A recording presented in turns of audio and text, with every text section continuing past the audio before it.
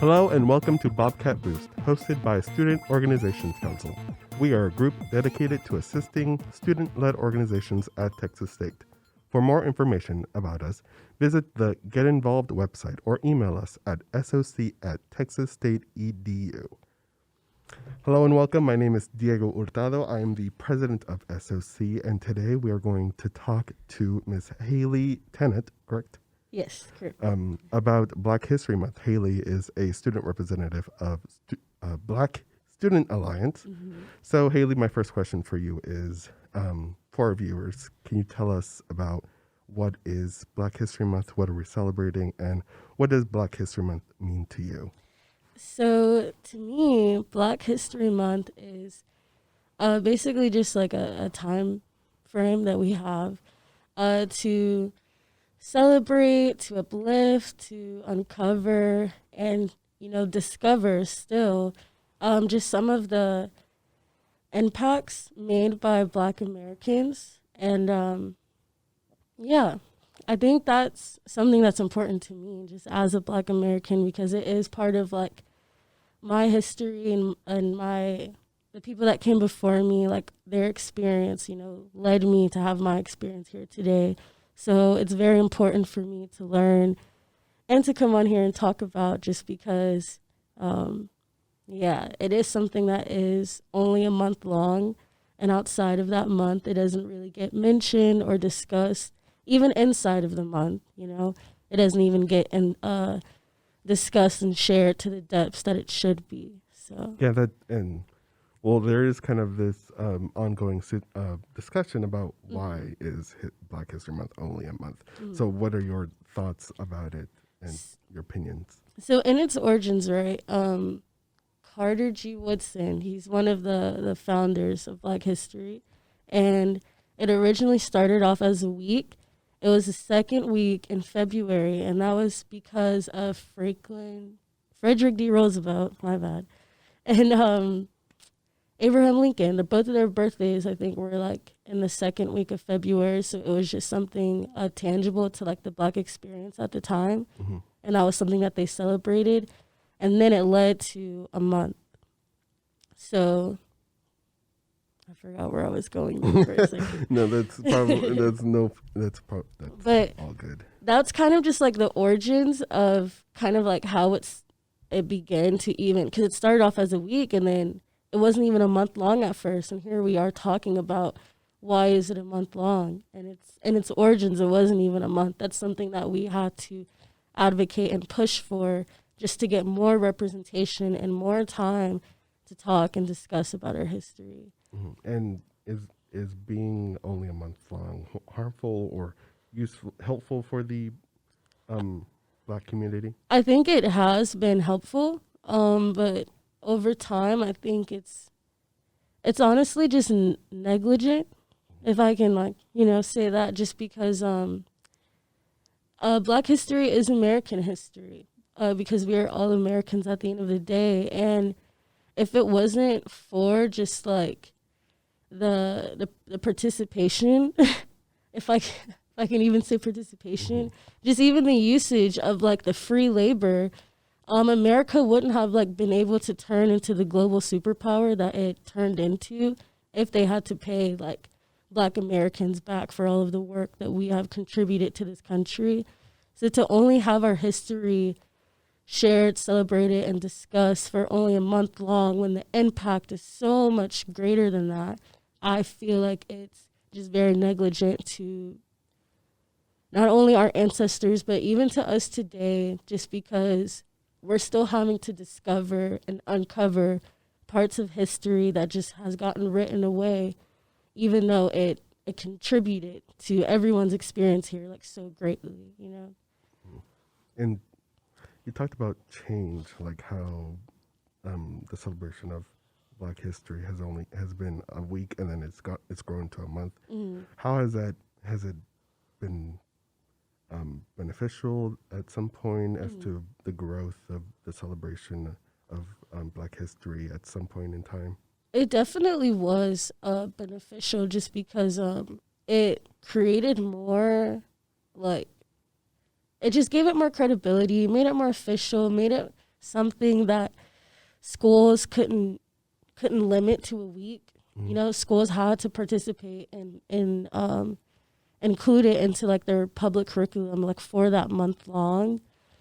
And I think that was helpful. Like, it's always helpful to simply be recognized, right? But then I think it's become harmful how Black History Month has been used. To me, it's been used as something kind of like a say-so. And I say that just kind of like in this term of like, I'm only doing it so I can say that I did it, you know? Like, and I think that's what Black History Month has turned into. From what I can remember, just in public education, I learned about Martin Luther King, Rosa Parks, Malcolm X, just like very little. And really, those were like the three main faces or three names that you learn about when it comes to Black History Month. And then you touch on slavery, you touch on the civil rights movement, and then the month is over, and then that's it. You know, history goes back to just learning more about like European history, or learning about like white names and white faces and what they've contributed to America, but never not so much like Black names and Black faces. And there's so many inventions, so many people that really has like made large impacts, and we don't discuss them, and that's harmful because it's getting written away, and then it's getting written as just like these three main names, or slavery, civil rights, segregation, like just those events is just it for Black history. That's all you learn about. And it almost makes it seem like that's all there was. And on top of that, they make it seem like it's in the past, like it's completely written away, as if Black history still isn't being made today. There's still first, or there's still things that like people don't know. And I just think that's really bizarre, especially for in our society, how it's supposed to be like this post-racial society. You know, we're supposed to be equal now. Things are supposed to be in the past. We're supposed to be moving forward. And that's not the case. Yeah, I think honestly, I learned the most about Black history through when we celebrated Black History Month in school during February. And I found it and that's all I knew about it. And I questioned, like, why is it only during the month? Because I'm biracial, I'm half Hispanic, half Black. And I lived in a community where over 80% of the population was Hispanic. So I didn't really grow up learning about Black history, Black leaders in the community and stuff like that. So I was like, wow, like this is interesting. And yes, like you said, I didn't really think about it like, oh, this is pastime. Nothing's really happening right now. But in today's society, it's not the case. Yes. So the next question is Black History Month helpful? We say we do, but how is it helpful for other people to learn? I think because it's the one time where you kind of like have to listen to Black Americans.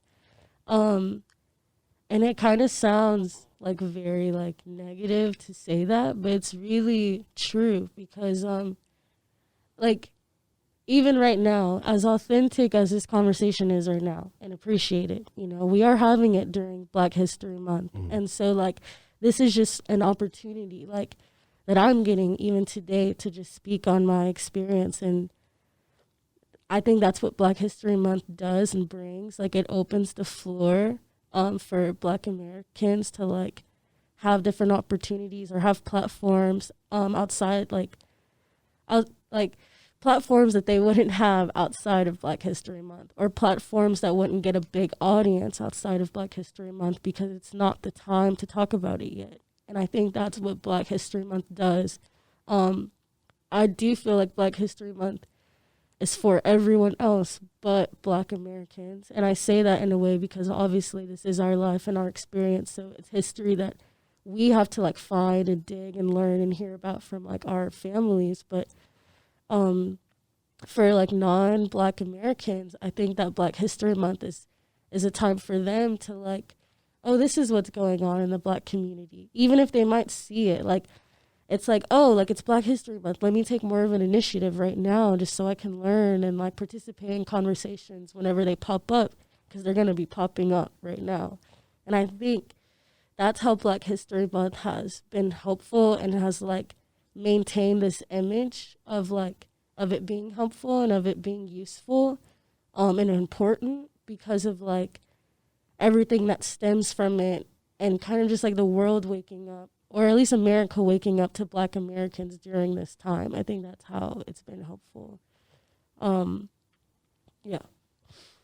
So that brings us to the next question. How do we preserve the goodness and the importance that the celebration of Black history um, brings, while fixing, but also brings while we fix the ways of it being problematic, to not just it being like it being talked about in this month. I think a way to just kind of like just keep the image that it does have is just to like maintain like those spaces that Black people can get during Black History Month, or even outreaching to Black people outside of Black History Month. Honestly, that's one of the main things that I can say to be helpful. Like, I think Black History Month is good for what it does, which is just telling people, or in the masses, telling Americans in the masses like a perception of Black history. I think it is good for doing that. But for like real change and like real aid and real assistance, I think giving Black Americans platforms, spaces, making them feel important outside of Black History Month, and implementing the history into like conversations about American history just in general. Because American history and Black history is separate. It's very separate. When you hear the two things, like, you don't even kind of like associate them together. American history, you think of like George Washington, like the founding fathers, like the revolution, things like that. And then when you hear Black history, you think of, slavery, the civil rights of Martin Luther King. And I think that like providing like more help in the future is to merge those conversations together and then expand on them, like merging American history with black history, and then expanding on what that means for both parties, even like what that means for other communities, like how black history, how American history. I think just mixing that pot instead of separating them, because it's still implementing this divide between us today. Like the fact that we have a month like set aside from all the other like history talks or other Americans, just so we can barely cover, it's just not useful. It's not useful, and it's very performative, very performative. And so I think that authentic action would definitely be to like merge those groups and make Black history a part of American history. So yeah. My question, this is coming from me. Mm-hmm. Do you think the next step we should all possibly take is maybe expanding, not curriculum, I don't want to say curriculum, not Texas State curriculum, but everyone to begin learning a more detailed history and facts about the African American community? Yes, I definitely think so. And Black history is very uncomfortable. It's very dark. It can get very sinister, and it's not something that people, or I'm assuming that it's not something that non-Black people find necessary to like put people through, in a way, like put people through this uncomfort or this dark time in history. But it was real. That was like a real life experience for the people who actually lived it. So as comfortable as it is for you to talk about or to teach about, you're writing off people's lives and experiences all because you deem it uncomfortable or you deem it too dark to share. But that doesn't matter, because it still happened, and that's a shame that it has gotten this far, it has gotten written off for this long just because of how uncomfortable it is. Or, you know, maybe like for my perception, just as a Black American, I feel like it's because like white Americans don't necessarily like revisiting that time period just because of how it paints like their ancestors to be. And like, I don't know, that's just from the outside looking in. That's how it seems.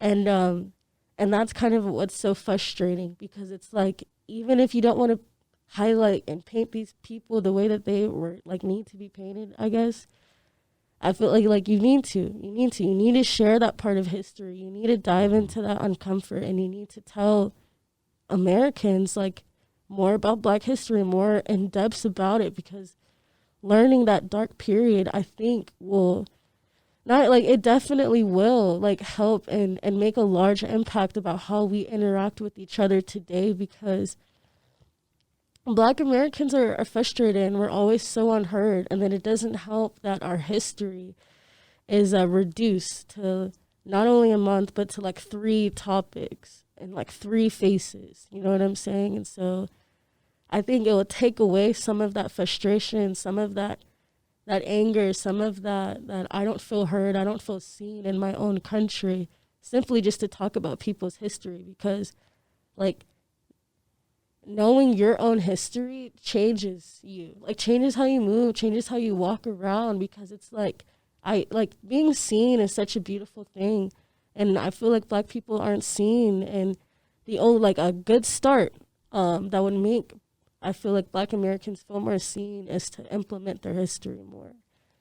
And don't treat it like such a uncomfortable thing to talk about, because it was uncomfortable to live through, and it's uncomfortable to hear like your grandparents or like your aunts and uncles even talk about their experiences. And yeah. So, with all this history, what message does it send, in your opinion, to everybody here that we're only celebrating Black History in 1 month? I think it sends a message of like control in a way. And I say control just because the narrative is still being controlled. Our experience in this country is still being controlled by the people who altered it in such a great way. And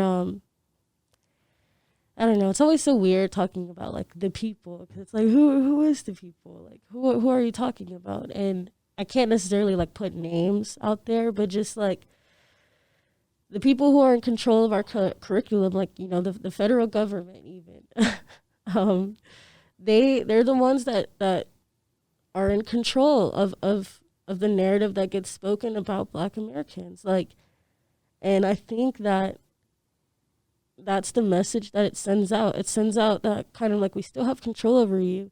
And then it kind of sends out that like, we don't necessarily care for you to be seen to the same levels that we see other people, because we only recognize your history in such a limited way. And it feels intentional. It feels intentional because of how dark it was. And I feel like because it's a time period that no one wants to revisit, or people don't want to reveal themselves in that light. Because, like, I don't know, my aunt, Yvonne Boyd, she was the first person to desegregate her high school in New Roads, Louisiana. So it's like the people that she was going to school with that were like being discriminatory towards her, you know, being racist towards her, are still alive with her today. You know what I'm saying? So like, that's just kind of how it feels. Like, you're protecting the people who might have participated in those events, that dark time of history, maybe because they're still alive or significant, like in our government, rather than giving the people who went through that dark time a voice or a chance to be seen and a chance to be recognized. And just like, you also kind of like, yeah, you just see other groups, other ethnic groups get recognized, and you see your own like doesn't get that same attention. So I think that's just kind of how it adds on to like the narrative, and adds on to the message that's being sent of like, we don't care about you and we still have control over you and what your experience is like in America today. And how does this affect the view and the Black community as a whole? Um, I think it affects the view just because, just kind of like how everyone likes to paint this picture that we're living like in a post-racial society.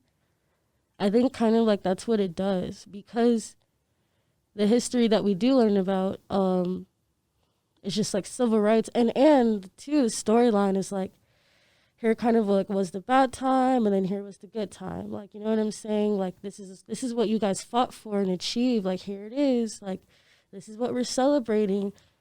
But then you see police brutality is still a thing, like you see that like even in like what Flint, Michigan, how they still don't have clean water. You see incarceration rates, how Black people are still making up those numbers higher, or minorities in general. Like you hear one thing and you see another, and I think that's what it does. That's what it does to the narrative. Like it's like, you know, we're learning about this pretty picture, everything's okay. So when you go back outside and you see that everything's not really that okay, you feel a bit better about it because of all the progress that you made, right?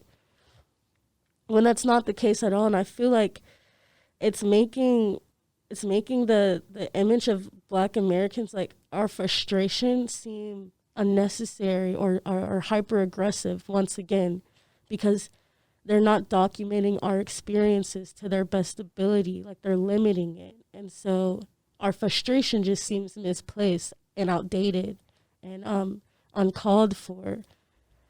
I had a person tell me one time that I should be thankful for all of the advancements that Black Americans have gotten in this country. And I was like, well, you see, the thing is, there's not much. I can only be so thankful because I'm not blind to my reality. You might be because it's not yours. But I'm not blind to like what can happen to me when I go out on the street or when my family or like my friends, you know. You might be. You might be able to participate in this pretty picture. You might be able to believe that and think that my anger is like misplaced and outdated, but I know like where it's coming from. And so I think that recognizing Black people more in that way, in our history in that way, it will have its effect today, because it's like, okay, well, this is why they're still angry, because things actually aren't that different now. Things are actually just painted in a new light. And we have to keep exposing that. We have to keep exposing it. And so that a lot of people may ask, people not, what's the word I'm looking for?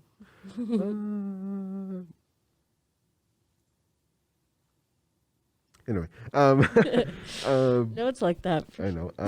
So people might ask, why does Black history tend to focus on oppression than the celebration of the Black contribution to society? And honestly, even for me, because even today, like before I came today, I was looking up like list of names of inventors, just because I did want to give that information out. But I think it's just because the oppression is focused on so much because it still exists. You know what I'm saying?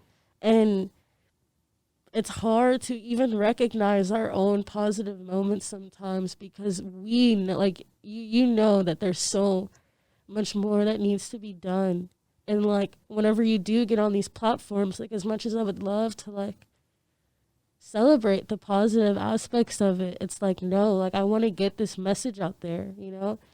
And that message is rooted in oppression because we're still oppressed.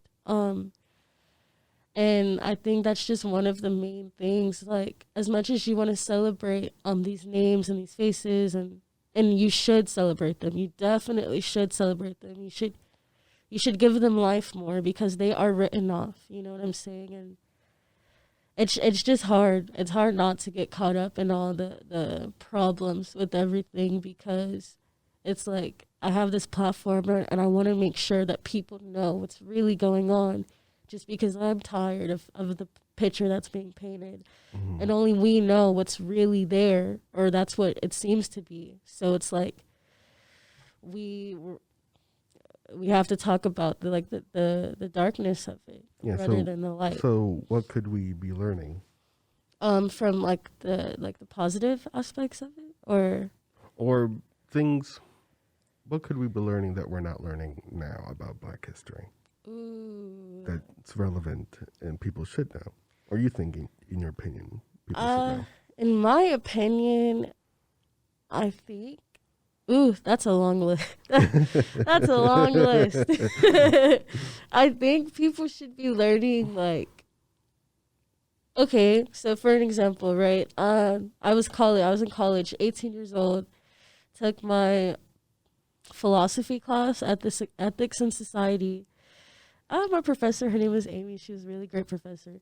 Anyways, on the first day of class, she opened lecture talking about lynching and talking about how much of like a community affair it was. And I remember I found out that just really like the darkness and the depths of lynching, like on that first day of class. And that was something that I was going without knowing for the past 18 years of my life. Like I thought lynching was an occasional thing done by like KKK members, and the darkness and the night, right? When actually lynching was that, but it also was like an event, like a celebration where people would actually get off work early, kids would get off school early, the train stations would run a bit earlier, like so everyone could get to like this park, right? And they would hang Black people at this one lynching celebration. They even burned them, cut out parts of their genitals, of their fingers, of their toes to give away as souvenirs. And they took pictures, right? And then I remember she showed us this postcard, and on the postcard, it was a picture of a Black body who just got burned behind them. And like the postcard was just like, oh, like just came from this barbecue. Like really casual, just like that. And that, like more stories like that, that's just like, wow, you know, like it feels like, wow, like that's what really happened. Yeah. I think that's what we need, more of the authentic, because like when you just turn lynching from that to just something that was occasional, happened in the night, not that big of a threat, when you turn the experience from this to that, when there's people walking around like on this planet who know and who lived firsthand that it wasn't just the occasional thing, it messes people, like it does a lot. And I can't even say all the things that it does, just because like you know what really happened, but you're hearing and you're seeing it get portrayed and painted in such like it wasn't that bad a light. And I think that's just really like the dangers of not talking about the authenticity of it. And so I think Black history just needs to be authentic. It needs to stop being performative and stop being something that people do just to say that they do, and something that people actually do because they not only want to learn, but they want to share, they want to expose, you know? And it would really help Black people feel so much more seen and validated in this country, because we're invalidated constantly. Even whenever like you go on to like just that rage and that frustration that like that seeing your history get watered down creates, that gets invalidated, you know? The response to your protest, the response to your cries is so violent, and you're trying to be so peaceful. And then you see kind of like we all saw what happened at the Capitol. That could have never happened with Black Lives Matter. That could have never, ever, ever happened. And everybody knows that. But yet, it's something that as a society, we like to pretend that doesn't exist. And that's just why, you know, why are you doing that? And then the answers to that why, like, it just feels intentional. It feels very, very intentional, which makes even more of a divide, more animosity, more fuel to the fire. And so, yeah, I think if we ever want to get rid of that, we have to be more authentic and we have to be more real when we talk about the experience of Black Americans, for sure. Yeah, I think your example of the lynching, my perception of lynching was what you thought before. Yes. Like, during the night. Yes. Rare. a whole celebration. A whole celebration. That Wow. was crazy to me when I first, and that was the first day of class. Like, I remember I was like, oh, I'm ready for this class. Like, I was like, I'm going to learn something for real, you know? Like, I've never heard this. No one has ever told me this except for this professor right here in this classroom filled with 12 people and Derek. You know what I'm saying? Like, I'm finding out such a real piece of history in Derek Hall right now. Yeah, and so that brings us to the next and final question. A lot of people may be intimidated because it's something people don't want to talk about. They don't want to because they don't want to look back at. So what do you think can better improve the conversation and better help people better learn about Black history? I think just recognizing, like, even talking about it helps. And I say this just because I feel like the intimidation comes from wanting to be correct, wanting to be right, wanting to be as informed as possible so you don't offend or step on any toes. But, like, addressing it, I feel like the power in even addressing it and even acknowledging it, like, getting rid of that fear of wanting to be right, of wanting to handle Black history in a right way. The right way is just talking about it with an authentic voice. And I think that when people understand that there's no right way to be an ally, there's no right way to learn about Black history or talk about Black Americans. Well, obviously, like, there's right ways to do everything. But you know what I mean? Like, there's no official way. I think when people kind of like get away from that, because it stems from the performance that's rooted in Black history, you know, because since Black history is so performative, there's this proper way that seems to be to talk about Black Americans and Black history. But I think once that performative aspect leaves the room and just authentic and realness is there, and you can just sit and acknowledge that you don't know, like, just acknowledging that, hey, like, I'm not that informed and it's okay. I don't have to know a list of names, a list of dates, history, just to talk about it. I can just sit there, acknowledge that I'm not that informed and inform myself, you know? Like, I think also stop, and I don't mean it in, like, such an absolute way, but for non-Black Americans to stop relying on Black Americans to give them that knowledge, because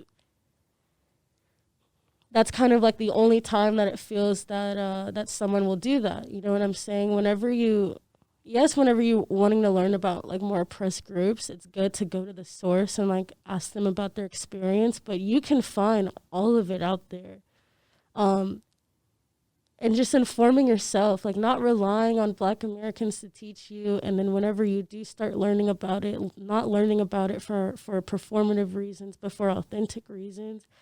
I think very short and sweet, that's a good way to just, like, paint, like, to say how you can handle and maneuver and learn about Black history in a much better, progressive way.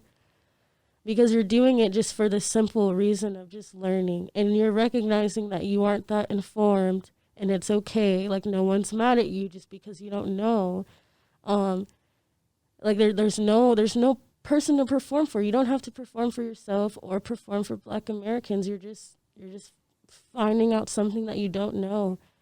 And I think that will help. I think that's a good way to say that will help. All right, thank you, Haley, for joining us. Haley is part of the Black Student Alliance organization. So before we end this, tell us about Black Student Alliance. Okay, so Black Student Alliance, we are under, like, the multicultural organizations. We meet once a week on Tuesday in LBJ 3-14.1. Our conversations center around the Black experience. It's something that we like to do to, like, come together, just because it's something that we share. But other races or ethnic groups are welcomed in our space. You know what I'm saying? It's not necessarily, like, only for Black Student Alliance. It's just centered around Black students, because I think it's very important that we have something that centers around our experience. And That's just a little snippet of just kind of like what the org is about. And we just like to talk about things that gets us thinking, gets us discussing like about how we can even just be better like within our own community. And so yeah, it's a really good space because up until I joined and found Black Student Alliance, like I never I'm from Katy, Texas, so I never even had that experience growing up because I grew up in like a suburban area with like predominantly white people. So coming to Black Student Alliance, that was the first time that I ever had something like that. And I think it's important for us to have and maintain like these black spaces. Um, and so yeah, it's a really good space, and I value it very much, and I appreciate everyone who comes, and yeah. All right, you guys, thank you for listening in to our podcast brought to you by SOC. This is Bobcat Boost.